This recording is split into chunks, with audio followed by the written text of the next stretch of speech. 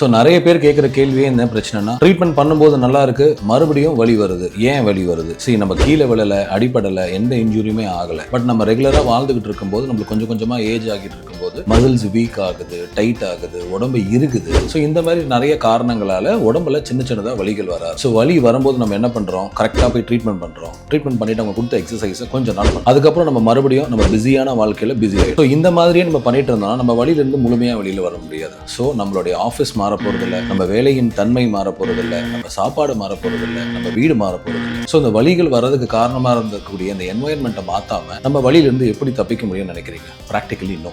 So நம்மளால என்னென்ன விஷயங்கள் பண்ண முடியும்? கண்டிப்பா நம்ம சாப்பிட்ற சாப்பாடை மாத்தலாம். நல்ல ஹெல்த்தியா சாப்பிடணும், கண்டிப்பா உடற்பயிற்சி செய்யணும், நல்லா தூங்கணும். இது மூணையும் நம்ம ஒழுங்கா பண்ணிட்டாலே ஏஜ் ஆக ஆக உடம்போட குவாலிட்டி, கண்டிஷன் ஆஃப் த பாடி வந்து நல்லா இருக்கும். ஸோ கண்டிப்பா நம்மளுக்கு பெரிய லெவல்ல பிரச்சனை வராம நம்ம தற்காத்துக்க முடியும். இந்த மாதிரி எந்த மாற்றங்களும் இல்லாம வலிக்கும் போது வைத்தியம் பார்த்தீங்கன்னா அதுக்கு ஒரு எண்டே இல்லை.